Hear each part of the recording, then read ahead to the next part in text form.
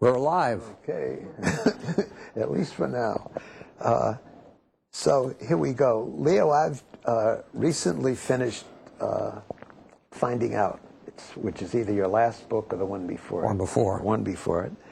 And I found very impressive your own career path. It seemed to me that your early career from the mid-40s to maybe the mid-50s, or until you became part of the Bureau of Advertising, that you had a succession of jobs which you went after, each of which kind of illuminated a different aspect of the field and maybe gave you a different kind of dimension or a different sense of purpose about the work that you were doing. And I wondered if you'd talk about that a little bit. It's something like what you asked me about, but I think it's a richer concept because of the path that you took. I think 1948 was a watershed year for me because I'd finished my graduate work at Chicago, came east, got married, and was looking for a job in academia. That was, after all, what I had prepared myself for as a sociologist. And I found it just absolutely impossible. The job market at that time in the New York area, and I guess around the country, was just awful, just awful. And so in lieu of having a job, I did a couple of small consulting assignments, and I began submitting proposals to organizations that I thought could use a little research. And one of them was the Standard Oil Company. And at that time, I didn't know from nothing about Standard Oil except that it was a great big monopoly. And I was amazed in looking at the telephone directory to find that there were about half a dozen different Standard Oil companies listed. But I somehow residually had the notion that Standard Oil of New Jersey was the big one. That was Esso.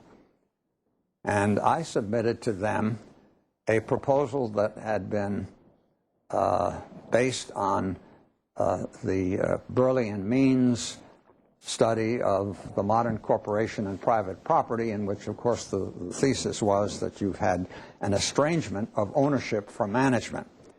And so I prepared a proposal for a study of how stockholders in the Standard Oil Company felt about their company and what identity they felt with the company and its management and its objectives. And to my great surprise, when I found out that the secretary of the corporation was the person responsible for all stockholder relations, to my great surprise, when I called his office, I was given an appointment to see him. And here I was, kind of ragtag in appearance and wearing what was then the standard academic costume. I went into this magnificently furnished office high up in the RCA building, and this gentleman not only graciously granted me an interview, but he set up an appointment for me with the head of the public relations department, who hired me. And this was suddenly entering a totally different world. It was the world of corporate America, but it was also the world of applied social research. The principal research consultant to Jersey Standard at that time was Elmo Roper. And in international public relations, the company had retained a firm that was headed by a guy who was originally a correspondent in Latin America and had formed a partnership with Roper and had hired a fellow named Elmo C. Wilson, Bud Wilson, who had been an instructor in journalism at the University of Minnesota and had then gone on to work for the Office of War Information in London, and ended up as research director of CBS, hired by Frank Stanton.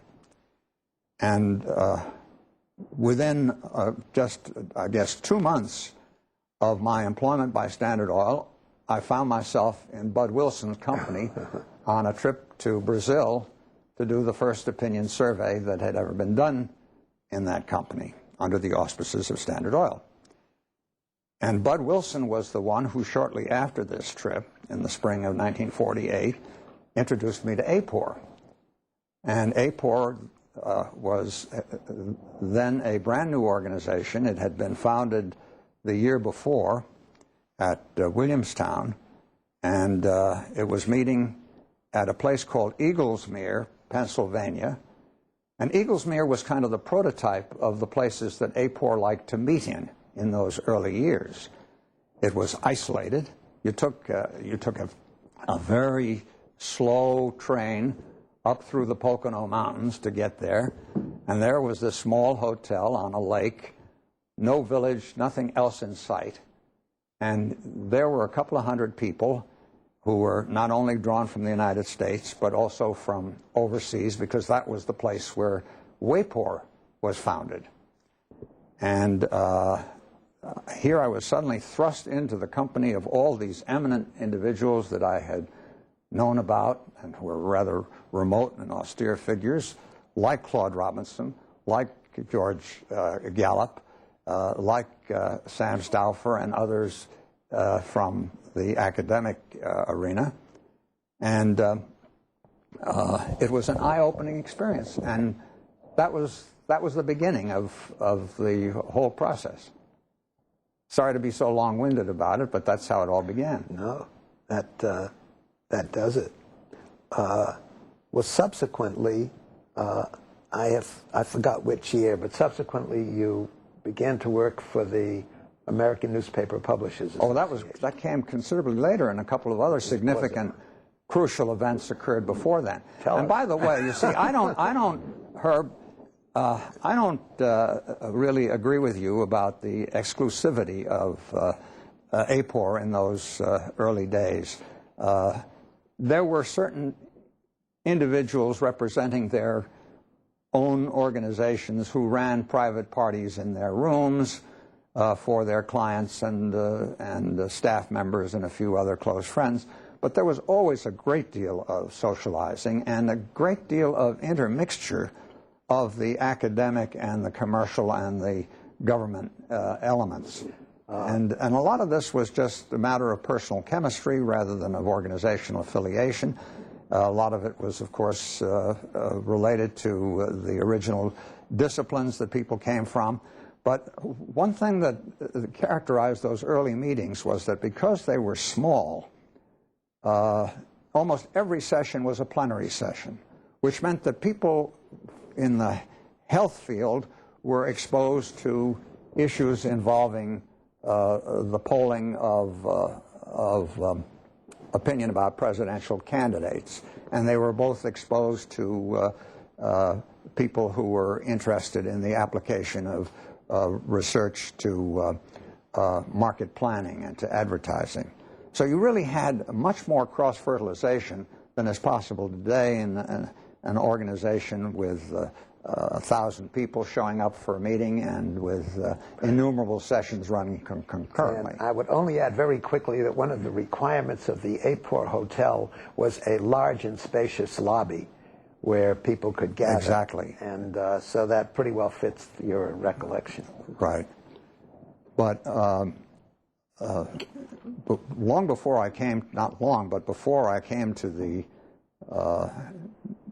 what was then the Bureau of Advertising of the American Newspaper Publishers Association, I had a couple of very significant experiences.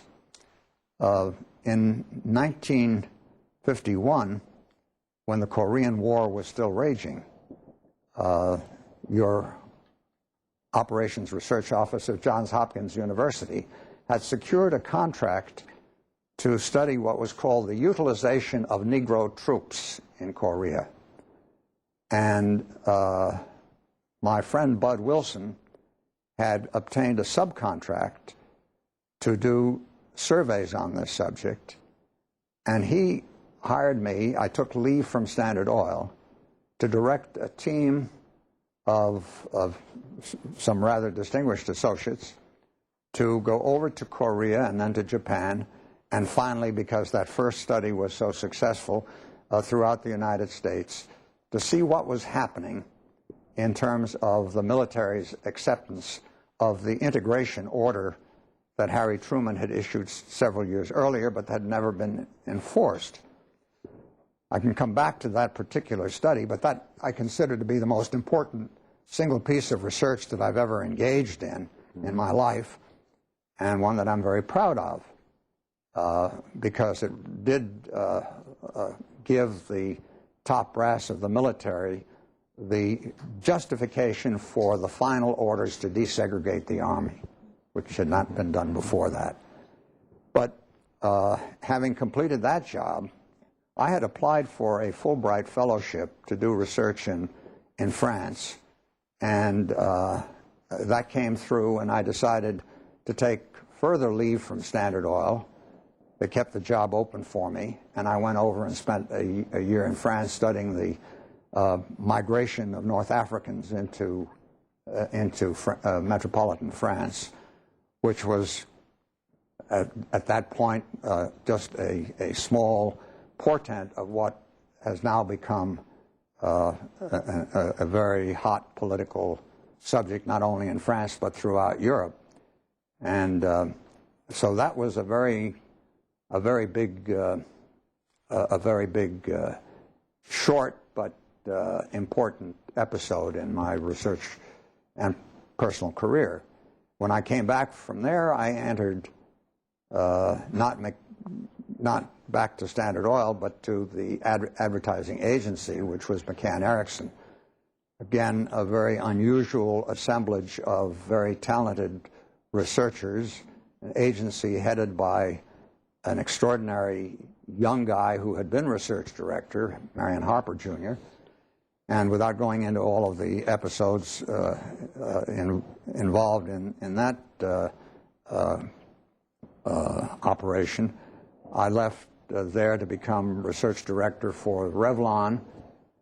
Very fascinating experience in the high-pressure world of packaged goods marketing and the cosmetics business in particular, and was hired away to the Bureau of Advertising, which represented the marketing arm of the daily newspaper business. And I stayed with the Bureau, which underwent a change of name to the Newspaper Advertising Bureau, until my retirement in 1989. With obviously a disparate, interesting, and very, very different array of these early experiences, was there anything about your education or background, or I'm thinking in terms of opinion research and market research techniques, that either developed especially well in any one of these milieus, or that you were able to utilize especially well? I have found my entire professional life to be a constant learning activity in every job that I've had. I wouldn't single out one as being richer or more enjoyable than the others. I've worked for some eccentric bosses. I've worked for some that were inspiring and stimulating. And I've always found that I had the professional freedom to pursue my own peculiar interests and to embody them in the research that I was doing for very specific commercial purposes. So it's all been fun. And out of these early experiences, before we go on, is there anything that you could relate that would help people who are now watching this video for the first time, or learning about your career and trying to understand the role of a researcher such as yourself? Is there anything you'd want them to know about these experiences, or any seminal type of especially memorable activity that you think that is either lacking now or is very much in evidence, is different from the way it used to be? Well, this came up briefly in our earlier discussion. I think the great change in the field, partly induced by technology, as you mentioned, has been the mechanization of the whole research process. And this is a theme that I keep coming back to again and again, because what fascinated me in the early days of my work was going out and talking to people in very different situations, and people very different from myself, whether they were Sioux Indians in South Dakota or black infantrymen in Korea or Algerian immigrants in France or women being persuaded to buy a particular shade of lipstick, talking to those people and getting their personal, intimate responses to the questions that I was asking. I happened to be interviewed yesterday, and I make it a practice to answer surveys for obvious professional reasons, out of loyalty to the craft. And I was subjected to a 10-minute interview with conducted by an interviewer who was reading by rote, and reading so rapidly because she wanted to get the interview done with so she could get on to the next one and make an extra buck. But reading so rapidly that I couldn't understand the questions and had to have them repeated. The questions being repetitious, meaningless, and with absolutely no opportunity for the intrusion of any interaction between the interviewer and the respondent, resulting in what I'm sure was just garbage in the resulting data. And now with computer-assisted telephone interviewing, that kind of interview is prevalent, and I've experienced it repeatedly just as a respondent. But the effect of this mechanization of the whole research process, the reliance on research numbers by people in business and also in politics, without regard to what those numbers mean in terms of human emotions, feelings, subjective reactions to messages. This has paved the way for the growth of the great research conglomerates that today dominate this business. And these conglomerates are totally uninterested in such things as what the numbers mean. What they are primarily interested in is grinding out more numbers that can be fed into computer programs that are based on somewhat dubious models of behavior, and that can then be shown to a client to justify a particular kind of marketing decision or advertising buy. And that, to me, is the great change that has occurred in the field of survey research over these last 50 years. Sounds to me as though the removal of the researcher from the process to a greater extent than before has resulted in this situation. And as I try to interpret what you say, it seems to me there is nothing very positive about it. And I wondered... No, I find nothing positive in that. I wondered how you feel this development is going to impact our field and what practical differences... Well, it already has impacted the field. 15 years ago, CBS had, or 20 years ago, 25 years ago, in the days of Joe Clapper, CBS had an enormous research department. They had a section that did nothing but economic forecasting.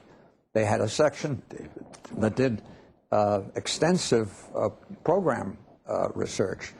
They had, in Joe Clapper's time, a division that dug into the basic question of how television affects not only consumer behavior, but the development of children, the political process. They were interested in the social aspects of television's impact. Now, that was the doing of Frank Stanton, who brought a social scientist's point of view to the management of this enormous company. But even 15 years ago, you may recall that Dave Poltrak, the president of research of CBS, reports that he had a staff that was, I think, 50% greater than what he has today, and that budget for research was primarily devoted to studies of individual programs and individual activities on the part of the network or its competitors, and a small fraction of it went into the analysis of ratings, whereas now virtually the entire research budget involves just the collection and dissemination of the Nielsen ratings. And if you look at what's happened in the advertising field, which years ago, in its heyday, when I was at McCann Erickson, when Bill Moran and Peter Langhoff were running research at Young and Rubicam, when Maxwell Ewell was running research at Kenyon and Eckhart, these were all people who were active in AAPOR and who considered what they were doing in commercial research to be a part of the overall study of people's behavior and thoughts and opinions and ideas. And today, the field of advertising research among the agencies has virtually been abandoned. What you have instead are media planners who come perhaps with MBAs if they're particularly well equipped, or just straight out of college. They're young people who know how to operate a laptop and have been taught how to work with a modeling program, and that's used to select and to justify television schedules. But there's absolutely no sense on their part of where the data come from. The numbers are just there. They have to be taken as though they exist independently and as real, rather than as reflections of somebody's effort to find out. And who else I remember used to think like that are new researchers. When we hire someone new, they regarded a study as beginning at the time that we collected the data and ending with the findings. Didn't think about all of the antecedents of what led the processes together in the way that you're kind of alluding to and talking about. And this you're suggesting all kinds of things. May I just interrupt for one second, Herb? Well, because apropos of that, one of the first things I did at Standard Oil, we had been getting these reports from your Opinion Research Corporation, from the Link audit and various other sources, and the figures, and these were surveys usually done with 1,000 people, sometimes fewer, the figures were always expressed to 2 decimal points. Right. And the first thing I did was to round off those numbers. And I was told, well, you can't do that. I mean, this is accuracy. I said, then baloney. Where's the reality? Yeah. Sorry. No, not at all. But, I mean, what's so interesting, I start to think, well, what's Leo thinking about? More non-reactive research like Nielsen audits? Is that what we're going to have, where there is no intervention in the process? Certainly, it seems to me that the nature of corporate America is not going to change in the direction of being less interested in the bottom line, less interested in quick results, less interested in really just tell me what you found and let's get on with it. So this is not the most optimistic picture of either research or our organization. Well, I think I'm optimistic about research, but I am optimistic in the larger context rather than in the context of the kind of commercial research that's dominant today. When I say in the larger context, I think that marvelous studies are being done through university research centers, funded by foundations and by government agencies, and I think there will be more of that. So I think the tradition of finding out, of going out and talking to people and really exploring the implications of what they say, I think that tradition is going to continue.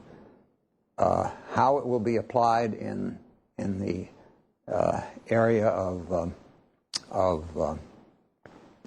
market research and advertising research, I'm less optimistic in the short run. And I've had this discussion with colleagues and friends as to whether all of whom, by the way, share my own rather jaundiced view of what's happened.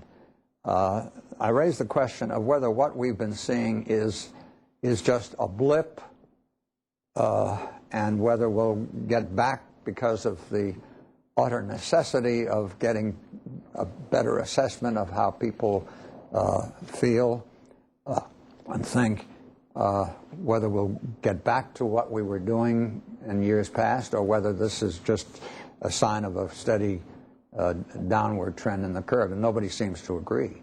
Right. Let's change the subject just a little. What I would like to do is to read to you a short paragraph from my presidential address, which paraphrased some of your comments, whether they appeared in research or in your presidential address or where, I'm not sure. And incidentally, I did this with other AAPORians too, Bob Bauer, Sidney Hollander, Paul Sheetsley, all of whom seemed to be saying something that I wanted to express to the audience. It says, you'll have to first tell me whether this is reasonably correct, and second, I'd like you to respond to it or react to it. Leo Bogart has discoursed on the curious nature of polls, the peculiar restriction of choice inherent in questions designed for machine processing, the elicitation of opinion without prior determination of whether the respondent has an opinion, the mechanistic quality of our instruments by contrast with the fluid and subtle nature of public opinion itself. Do you recognize? Oh, yes. That was in my presidential address and also embodied in my book, Polls and the Awareness of Public Opinion. So, sure, I not only recognize it, but I still agree with it. Does it suggest to you anything you'd like to comment on vis-a-vis either the situation then or the way polls are now? Would you like to go on to something else? Well, only what's still very, very relevant, and particularly in political polling, though this applies to other types of research as well. People are encouraged, if not forced, to express opinions on subjects that they really haven't thought about and don't know anything very much about. And I think those the results are very very questionable.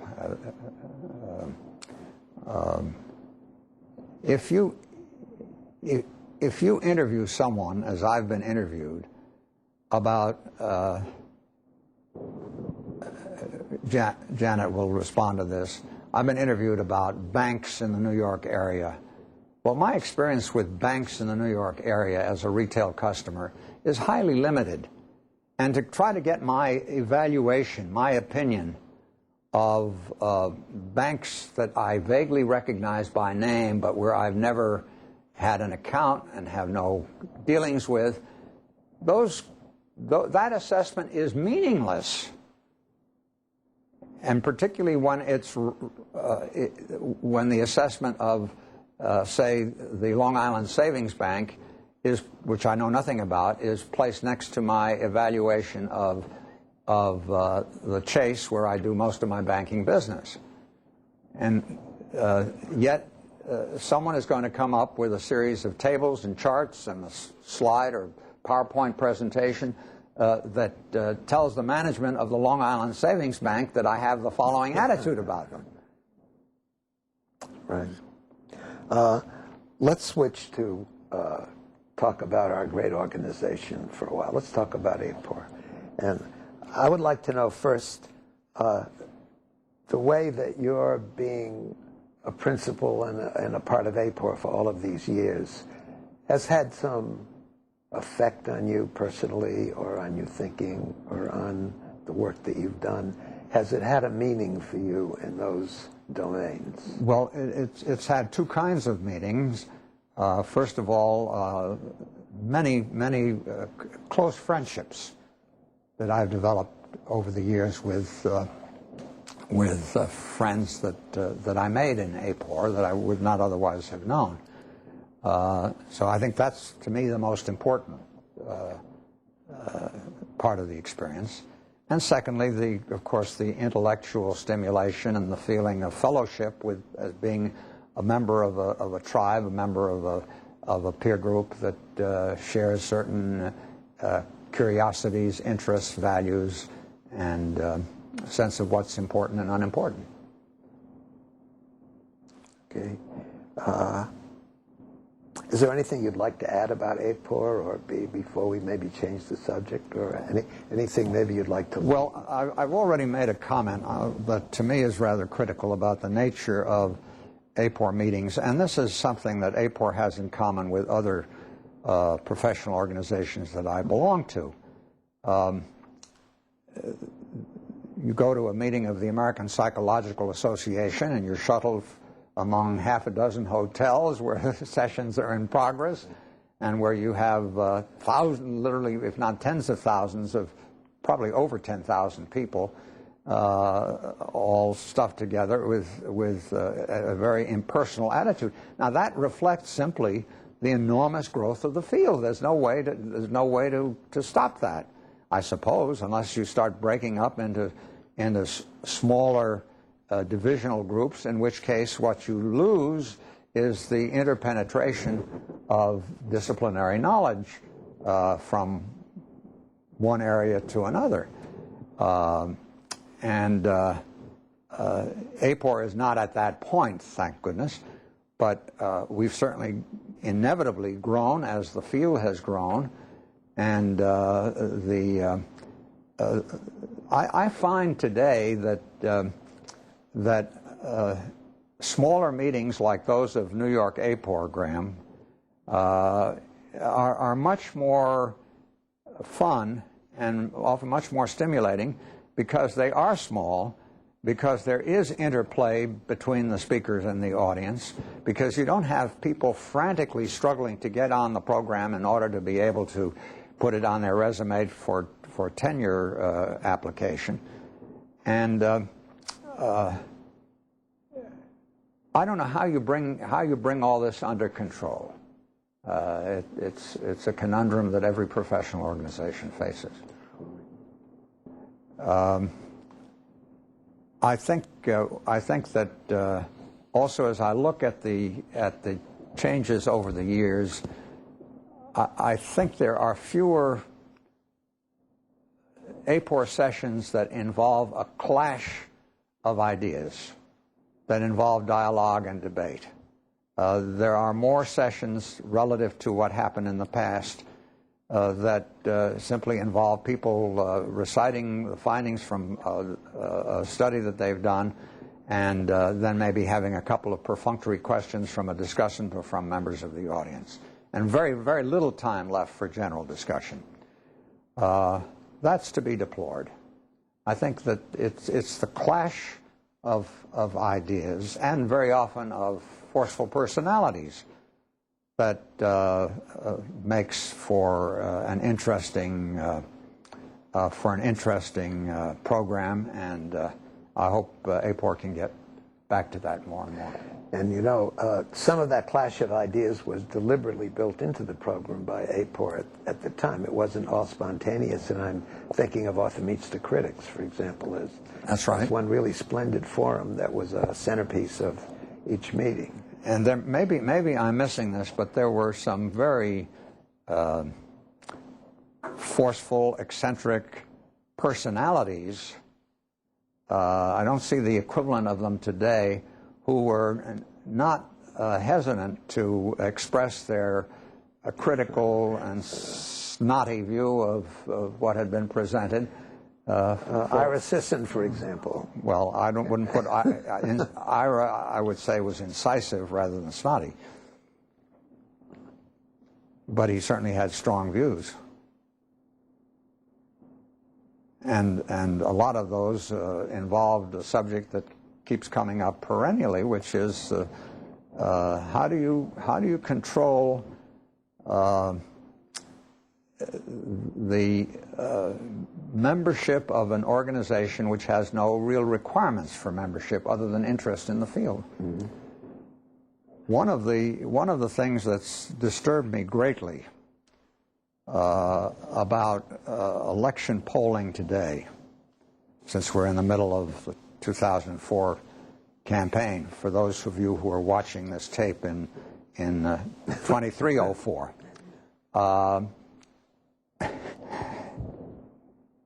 most of the polls that are quoted are done by individuals or organizations who are not members of AAPOR and who are, in fact, very often people who have been admonished by AAPOR for their imprecise methods. I mean, you have polls like the Zogby poll, which receive an enormous amount of attention.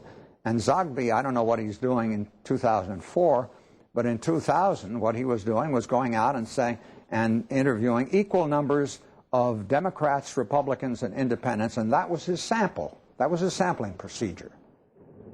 And yet, at the same time, he's hired by various organizations, particularly by Murdoch, to go out and do surveys of Arab opinion throughout the Middle East, and not to mention all his presidential polling in the U.S. And there is no way of controlling this. Nobody believes that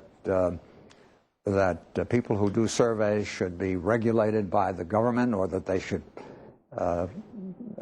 be required to get licenses or pass tests, though that day may come. After all, if you're going to be practicing as a chiropractor or as a barber, you have to be licensed. Why not as a pollster? We all know the answer to that. Well, since we're interested in Bogart, the man, as well as Bogart, the pollster, I'd like to ask you about an important part of your career in a couple of ways, and that is your time at the Newspaper Publishers Association. And first, in the ways that newspapers have changed in our culture, and what you were able to do to either anticipate or see that change happening through the types of research that you did, and what implications you gave to the newspaper owners about what they might be able to do as a consequence. Well, there have been two extraordinary changes in the newspaper business. One is in technology, and I always like to repeat this anecdote about going to the plant of the New York World Telegram and Sun and being shown proudly around the composing room by the general manager, who showed me how they got the up-to-date Wall Street stock quotations into their many editions of this afternoon paper. They had about 6 or 8 different editions, and they always had updated Wall Street prices. And what they had was a compositor who took these tiny bits of metal, saying 1/4 or 7/8, took them out of the appropriate box and put them in place of the one that had said 3/4 or 1/2. And this was unchanged, the technology of Gutenberg, but that was high tech in 1962. And today, of course, you have an entire paper produced by computer and published in color and a constant flow of information and a constant updating through their internet editions. So that's one very important change, and of course the price of that change has been the need for tremendous capital investments, which has prompted the growth of giant newspaper chains. When I first came to the Bureau in 1960, probably 3/4 of the newspapers in the United States, of which there were about 1,800, were independently owned, usually by families, where the job of publisher was handled down from one generation to the next. And what we have today, with the 1,500 or so daily newspapers being published, is maybe 300 out of the total under individual independent family ownership. The others are all parts of groups. Well, that makes them operate more efficiently, but being part of a group means almost inevitably, with a few notable exceptions, like the Newhouse papers, it makes you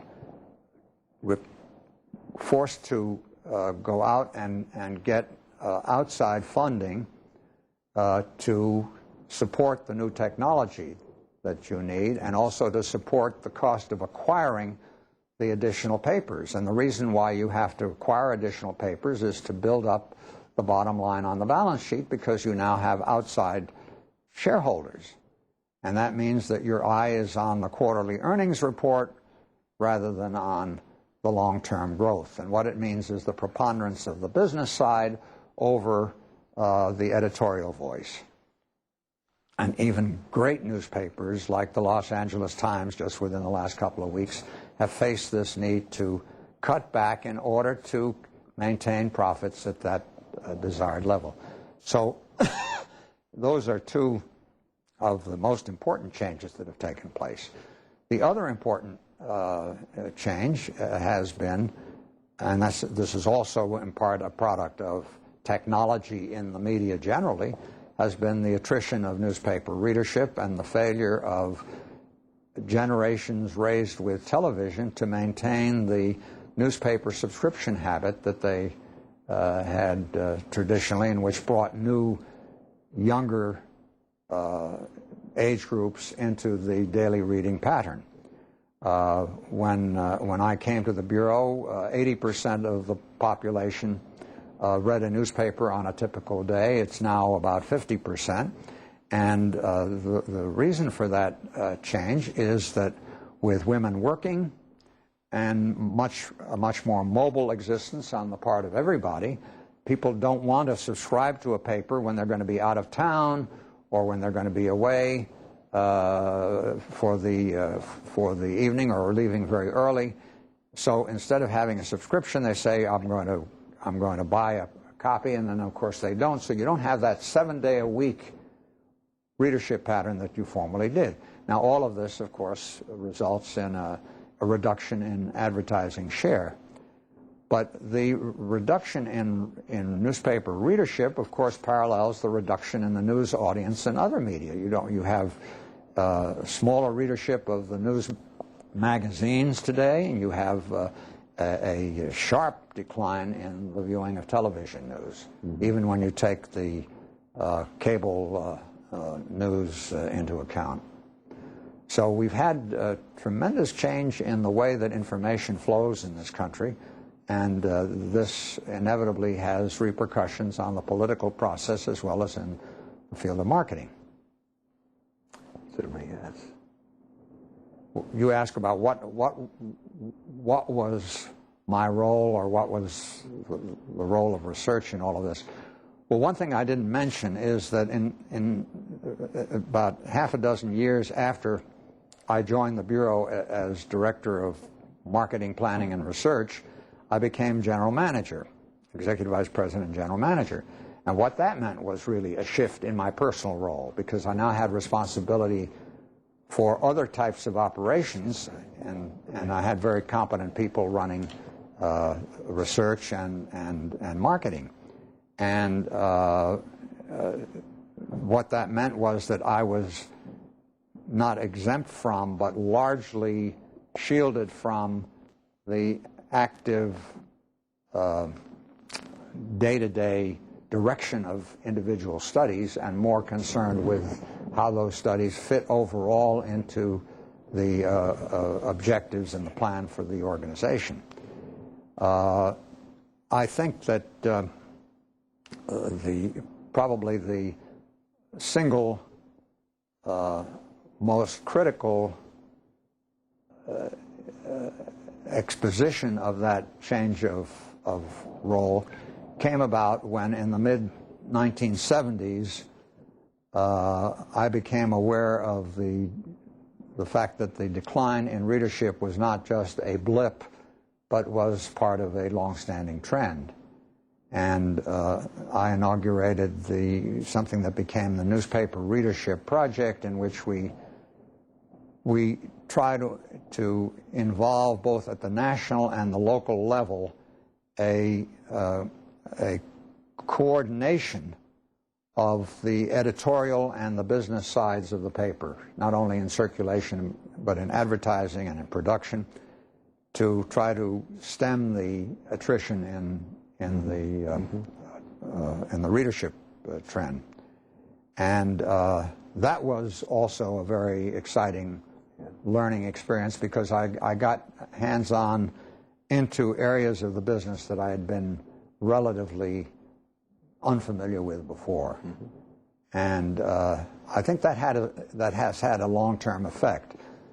Perhaps the most important aspect of this personally was that the editors, who had always maintained the need for a high dividing wall between their operations and the requirements of the business office, so that reporters and advertising salesmen were never allowed to talk to each other, for example, for fear of corrupting the editorial content.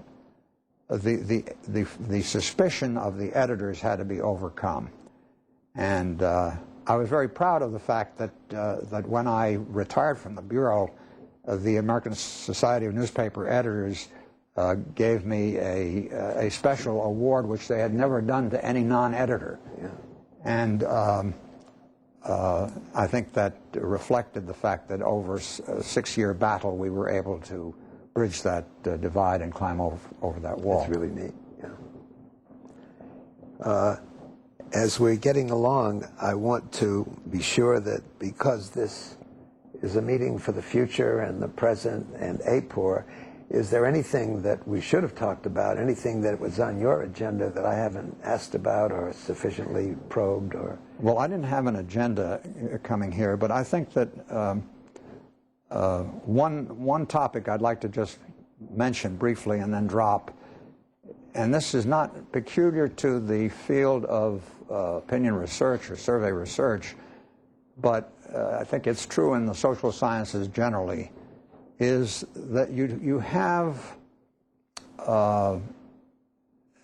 theories or concepts or buzzwords that suddenly arrive out of nowhere and take over the field. And then all of a sudden you have hundreds of graduate students who are doing papers to prove or disprove these theories.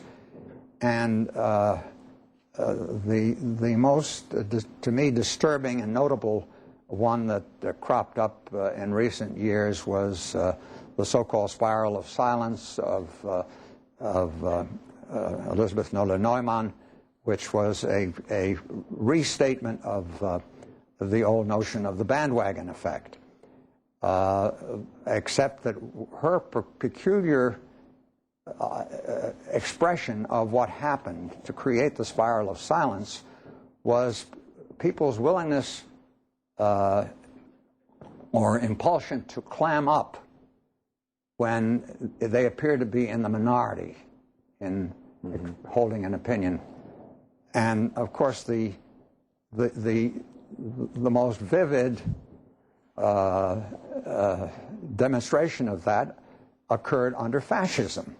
And she, as a propagandist for the Nazis, as a journalist writing for Goebbels's prize newspaper, Das Reich, was well equipped to understand this phenomenon, except that she generalized from the behavior of people riding in a train in Germany in 1941 to the behavior of consumers discussing among themselves the merits of a particular brand of breakfast cereal. And, you know, if you're in the minority, well, you won't express your view. I happen to like Kellogg's cornflakes, so that, and all of you like Cheerios. So who am I to stand up? Okay, I like Cheerios. That's her theory, except it doesn't work. And but the point is that this has been probably in recent years the single most important source of academic research in the field, and it's never, of course, been validated, but it continues to excite discussion, and she continues to be held in high esteem and honor in spite of the revelation of her Nazi past. Well, when I saw what you had written about her and finding out, I was hoping that your publisher had a good lawyer. No, because the facts are all there, and they've certainly been publicized in Germany, just not known in the U.S. So how should we close this interview now that we're at this strange point?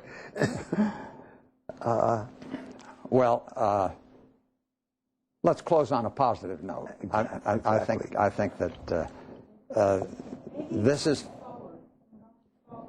well, pressing now, clicking on the forward icon. You know, this is such a great and exciting field. There is nothing more rewarding than the study of what people think and of how their thinking changes and of the forces that are brought to bear on their thinking. And it's for that reason, just because it's such an exciting subject, it's attracted people who come from a variety of disciplines. And that's unusual in the social sciences. There's been some cross-fertilization of psychology and economics, and most notably with the recent award of the Nobel Prize to in economics to a psychologist. Economy, yeah. But there's no organization and no field of study in which so many different strands and disciplines intersect. And that's what makes this exciting, as well as so important to the operation of the whole economy we live in and the political system that we cherish. On that note? And on that happy note, Thank you. Thank you, Leo. That was great.